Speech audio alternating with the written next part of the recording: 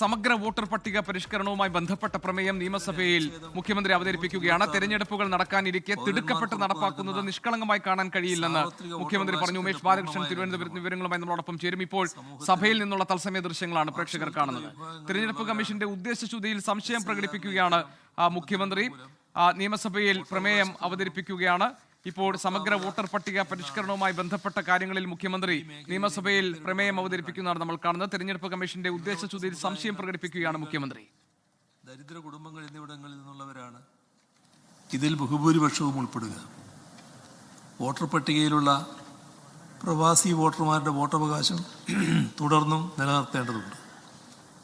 പൗരത്വത്തെ മതാധിഷ്ഠിതമാക്കുന്ന പൗരത്വ ഭേദഗതി നിയമത്തെ പൊടിതട്ടിയെടുക്കാനുള്ള ശ്രമം നടത്തുന്നവർ SIRനെ ഏതു വിധമാവും ഉപയോഗിക്കുക എന്നതും ജനാധിപത്യം നേരിടുന്ന വെല്ലുവിളിയാണ്. മൗലികാവകാശത്തെ ഹനിക്കുന്ന ഇത്തരം നടപടികളിൽ നിന്നും പിന്തിരിഞ്ഞ് തെരഞ്ഞെടുപ്പ് കമ്മീഷൻ സുതാര്യമായി വോട്ടർ പട്ടിക പുതുക്കൽ നടത്തണമെന്ന് ഈ നിയമസഭ ഏകണ്ഠമായി ആവശ്യപ്പെടുന്നു. പ്രമേയത്തെ പിന്താങ്ങേണ്ടതാണ്. ഇനി പറയുന്ന അംഗങ്ങൾക്ക് പ്രമേയത്തിൻ്റെ ഭേദഗതിയിൽ അവതരിപ്പിക്കാവുന്നതാണ്. ശ്രീ വി ലത്തീഫ്, ഏറ്റവും അനുയോജ്യമായ ഈ അവസരത്തിൽ ഇത്തരത്തിലൊരു പ്രമേയം അവതരിപ്പിച്ച ബഹുമാനപ്പെട്ട മുഖ്യമന്ത്രിയെ അഭിനന്ദിക്കുകയാണ്. സർ, അതോടൊപ്പം ഈ പ്രമേയത്തിൻ്റെ രണ്ടാമത്തെ പേജിൽ ഏത് വിധമാവും ഉപയോഗിക്കുക എന്നതും ജനാധിപത്യം നേരിടുന്ന വെല്ലുവിളിയാണ്. ആ വെല്ലുവിളിയാണ് എന്നതിന് ശേഷം ഒരു ഭേദഗതിയാണ് സർ ഞാൻ അവതരിപ്പിക്കുന്നത്. മൗലികാവകാശത്തെ ഹനിക്കുന്ന ഇത്തരം നടപടികളിൽ നിന്നും പിന്തിരിഞ്ഞതിന് ശേഷം SIR നടപടികളിൽ നിന്നും കേരളത്തെ മേൽപ്പറഞ്ഞ കാരണങ്ങളാൽ പൂർണ്ണമായും ഒഴിവാക്കണം എന്നുകൂടി കൂട്ടിച്ചേർക്കണം എന്നുള്ളതാണ് സർ ഈ നടപടി എന്നതാണ് ഞാൻ അവതരിപ്പിക്കുന്ന.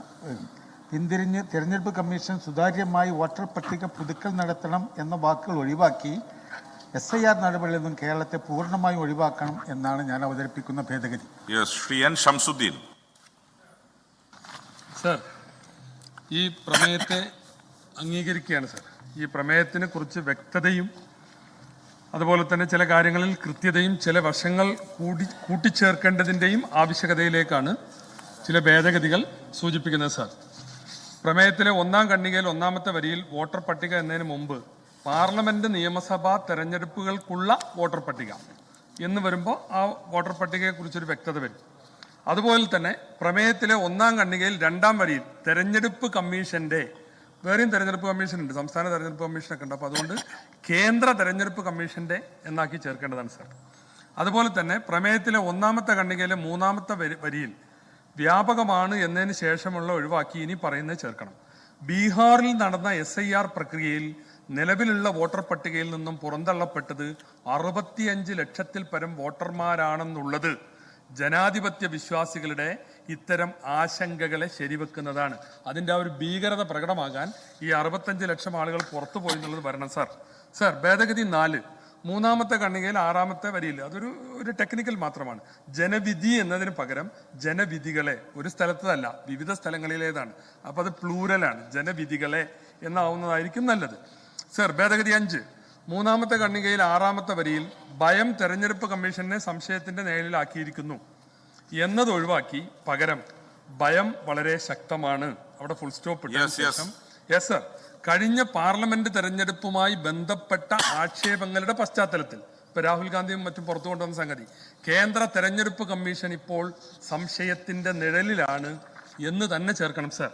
സർ, ഭേദഗതി 6 മൂന്നാമത്തെ ഖണ്ഡികയിലെ 8ാമത്തെ വരിയിൽ നടക്കാനിരിക്കുകയാണ്. ഇവിടെയാണ് എനിക്ക് കൃത്യമായ ഒരു സംഗതി സൂചിപ്പിക്കാനുള്ളത് സർ. എല്ലാം ഭേദഗതിയാണല്ലോ. അത് കഴിഞ്ഞാലുടൻ നിയമസഭാ തെരഞ്ഞെടുപ്പ് നടക്കുകയാണ് എന്നത് ഒഴിവാക്കി പകരം നടക്കാനിരിക്കുന്ന സാഹചര്യത്തിൽ ആയതിന്റെ നടപടിക്രമങ്ങൾ മാസങ്ങൾക്ക് മുമ്പ് തന്നെ ആരംഭിച്ചിരിക്കുകയാണ്. ഈ സംസ്ഥാനത്ത് പഞ്ചായത്ത് തെരഞ്ഞെടുപ്പ് നടക്കാൻ പോകുമെന്ന് പറഞ്ഞാൽ പോരാ, ഇവിടെ ഓൾറെഡി പഞ്ചായത്ത് തെരഞ്ഞെടുപ്പിന്റെ പ്രൊസീജിയർ സ്റ്റാർട്ട് ചെയ്തു. അതൊരു നല്ല ലീഗൽ പോയിന്റാണ്. ഇവിടെ നടപടിക്രമങ്ങൾ തുടങ്ങി സർ. അപ്പൊ അതുകൊണ്ട് അത് ഇങ്ങനെയാക്കി മാറ്റണം. വാർഡ് വിഭജനവും അതിന്റെ അടിസ്ഥാനത്തിൽ തദ്ദേശ തെരഞ്ഞെടുപ്പിനുള്ള വോട്ടർ പട്ടികകളുടെ ക്രമീകരണങ്ങളും മറ്റും നടന്നു വരികയും തെരഞ്ഞെടുപ്പ് അടുത്ത മാസങ്ങളിൽ നടക്കാനിരിക്കുകയുമാണ്. ഈ സാഹചര്യത്തിൽ ഇതേ സമയത്ത് തന്നെ Please, please. SIR ഇത് വായിക്കാനെങ്കിലും അനുവദിക്കൂ സാർ. അല്ല, നിങ്ങൾ എല്ലാത്തിനും ഭേദഗതിയാണ്. Yes, yes. Kindly see the rules of procedure 124. 15 minute വരെ പ്രസംഗിക്കാൻ പറയുന്നുണ്ട് വിത്ത് പെർമിഷൻ ഓഫ് സ്പീക്കർ. Permission തരുന്നില്ലല്ലോ. അതുകൊണ്ടാണ് ഞാൻ പറഞ്ഞത്. പക്ഷെ ഇതിന്റെ താല്പര്യം ഒന്ന് മനസ്സിലാക്കൂ സാർ. അപ്പോ തദ്ദേശ തെരഞ്ഞെടുപ്പിനുള്ള വോട്ടർ പട്ടികകളുടെ ക്രമീകരണം വരുന്ന SIR നടപടികൾ ആരംഭിക്കുന്നത് ജനങ്ങൾക്കിടയിൽ ആശയക്കുഴപ്പവും ഉണ്ടാക്കുന്നതിനിടയാക്കും. തദ്ദേശ തെരഞ്ഞെടുപ്പ് നടപടിക്രമങ്ങൾ പൂർത്തീകരിച്ചു കഴിഞ്ഞാൽ കേവലം 2 മാസക്കാലം ജനുവരിയും ഫെബ്രുവരിയും കഴിഞ്ഞ് മാർച്ച് 10-നുള്ളിൽ നമ്മളെ നിയമസഭ പ്രഖ്യാപിക്കും. അപ്പോൾ 2 മാസക്കാലം മാത്രമാണ് നിയമസഭാ തെരഞ്ഞെടുപ്പ് പ്രഖ്യാപിക്കാനുള്ളത് എന്ന് ചേർക്കണം. ആ സാഹചര്യത്തിൽ ഇവിടെ വേണ്ടെന്നാണ് പ്രമേയത്തിന്റെ ബാക്കിയിൽ പറയുന്നത്. അത് അങ്ങനെ തന്നെ ആയിക്കോട്ടെ സർ. 7ാമത്തെ ഭേദഗതി 4ാമത്തെ ഖണ്ഡികയിൽ 5ാമത്തെ വരിയിൽ നിഷ്കർഷയുണ്ട് എന്ന് പറയുന്നുണ്ട്. അവിടെ എന്താ വെച്ചാൽ ഇവിടെ കൃത്യമായി പ്രമേയത്തിന്റെ ആദ്യത്തിൽ പറഞ്ഞിട്ടുണ്ട് ഈ വോട്ടർ പട്ടിക പരിഷ്കരണം NPR നാഷണൽ പോപ്പുലേഷൻ രജിസ്റ്ററുമായി പൗരത്വ ഭേദഗതിയുമായി ബന്ധിപ്പിക്കുന്നു. അതിവിടെയാണ് സാർ ബന്ധിപ്പിക്കുന്നത്. ഇനി പറയുന്നത് ചേർക്കാന്ന് ഞാൻ പറയണമെന്ന് വെച്ചാൽ ഇത് വോട്ടർ പട്ടികയും പൗരത്വ നിയമവുമായി ബന്ധിപ്പിക്കുന്ന നിബന്ധനയാണ്. ആ നിബന്ധന എന്താണ്? 987 വരെ ഇന്ത്യയിൽ ജനിച്ചവരൊക്കെ ഇന്ത്യയിലെ പൗരന്മാരാണ്. 87-ലാണ് ഭേദഗതി വന്നത്. അച്ഛനോ അമ്മയോ രണ്ടാലൊരാൾ ഇന്ത്യക്കാരനായിരിക്കണം, ഇന്ത്യയിൽ ജനിച്ചവരായിരിക്കണം. 2003-ൽ വീണ്ടും ഭേദഗതി വന്നു പൗരത്വ നിയമത്തിൽ. എന്താ ഭേദഗതി? അച്ഛനും അമ്മയും രണ്ടിലൊരാൾ പോരാ, 2 ആളും ഇന്ത്യയിൽ ജനിച്ചവരാണെങ്കിൽ അവരുടെ മക്കൾ ഇവിടെ ജനിച്ചാലേ പൗരത്വമുള്ളൂ. അപ്പൊ ആ പൗരത്വ നിയമത്തിൽ ആ വകുപ്പുമായി ബന്ധിപ്പിക്കുന്നതാണ് ഈ 87-ന്റെയും 2003-ന്റെയും കാര്യം എന്നുള്ളത് കൊണ്ട് അത് സ്പഷ്ടമായിട്ട് തന്നെ സാർ പറയണം. 4ാമത്തെ ഖണ്ഡികയിൽ 10ാമത്തെ വരിയിൽ ലോകത്തെവിടെയായാലും ഏത് സമയത്തും 24 വാർത്തകളും ഓഗ്മെന്റഡ് റിയാലിറ്റി പാക്കേജുകളും എക്സ്പ്ലെയിനറുകളും വിശദമായി കാണാൻ ഞങ്ങളുടെ യൂട്യൂബ് ചാനൽ നിങ്ങൾക്ക് സബ്സ്ക്രൈബ് ചെയ്യാം.